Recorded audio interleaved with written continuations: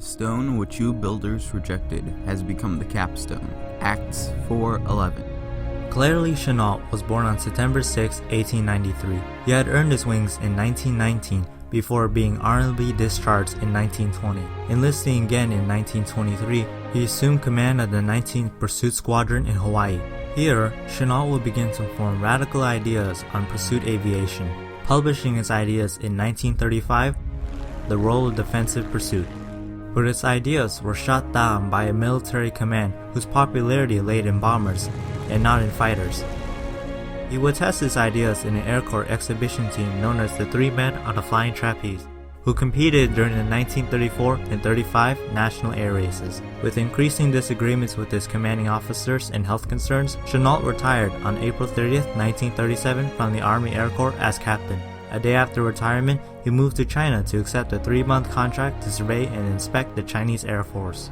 Unknown to him was the verge of another world war. In a world conflict, Chennault would test his theories about air combat. The actions of one fighter group would prove him right. A few weeks after arriving in China, on July 7, 1937, the consequences of the Marco Polo Bridge incident made an excuse for Japanese troops to occupy the city of Peking, marking the beginning of the Second Sino-Japanese War. Immediately offering his services to Generalissimo and Madame Chiang Kai-shek, Chennault became the advisor to the Chinese Air Force. China's air defense would become Chennault's ultimate responsibility. To coordinate the efforts of Chinese fighters, he established an early air warning system. Spotters scattered across China would report the movement of planes from the ground, then feeding this information into a central comms room to track their movement. Fighters would then climb to altitude to meet these threats. China relied on imported foreign aircraft from the Civil War. Aircraft like the I-16 Ishak and Tupolev SB were gifted from the Soviet Union, but the Chinese pilots to fly these were mostly inexperienced and unprepared, routinely crashing on takeoff or in flight. On Saturday, August 14th, Chinese bombers even managed to accidentally bomb Shanghai, a city under Chinese control, scarring this date as Black Saturday. At Japan's use were the most disciplined pilots and modern aircraft. In 1939, Chennault reported on the nimble Nakajima Ki-27 Nate. It excelled in maneuverability and flight performance, but it sacrificed armor in exchange.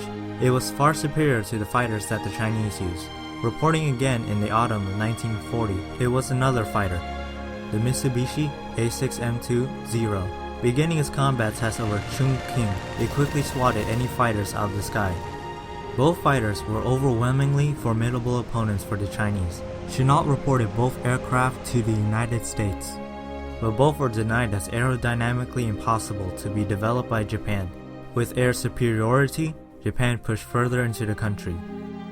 Japan's imperial grip rapidly stretched along the coastlines of China, straining the country of supplies from its harbors, starving the country. Supplies coming into China had to be brought through a route known as the Burma Road, the only lifeline keeping China in the war. Following a terror policy, kill all, loot all, burn all, the Japanese Air Force proceeded to terror bomb civilian cities, killing civilians and decimating morale. Nearly 10 million Chinese people would die from democide. The crippled Chinese Air Force could not stop the onslaught of bombers attacking their cities.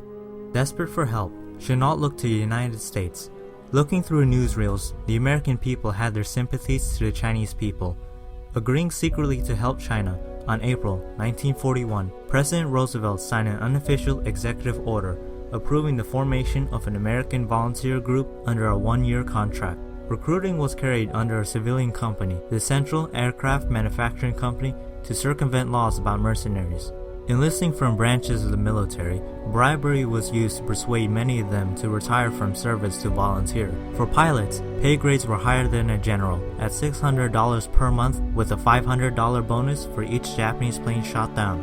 In total, 99 pilots and 186 ground crew volunteered from various backgrounds. To make the trip, all volunteers claimed false identities and passports. They departed together from San Francisco aboard Dutch passenger ships to China. Arriving in Burma, pilots of the AVG began training in the summer of 1941.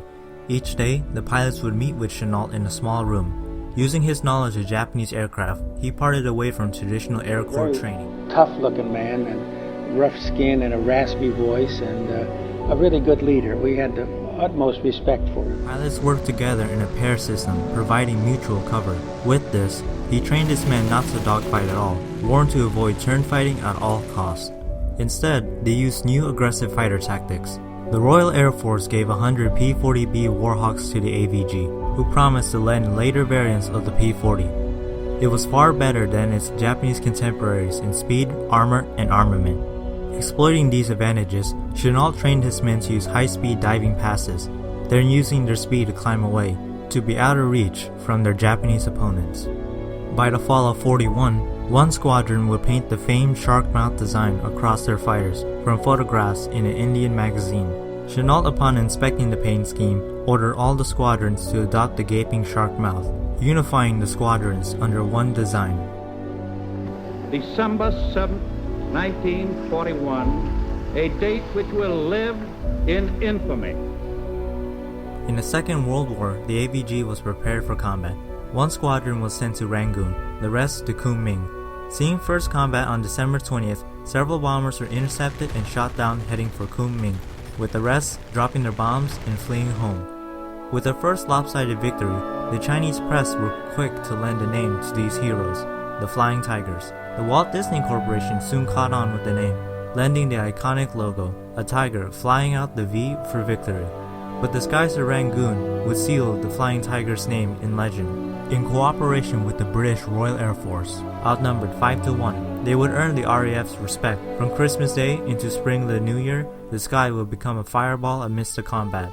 Using diving attacks, they engaged up to more than 40 aircraft at a time, comprised of Ki-21 Sallies, escorted by Ki-27 Nates. Each engagement will be lopsided victories for the Tigers, even with some losses. 2 pilots and nearly 13 aircraft were lost over Burma. By January 1942, the Tigers began taking the offensive to the Japanese, raiding Japanese airfields and logistics throughout Southeast Asia. With a burning desire to exterminate the fighter group, Japanese bombers attempted raids on the Flying Tigers airfields, even bombing during the cover of night. But Chennault's early air warning system denied them this privilege.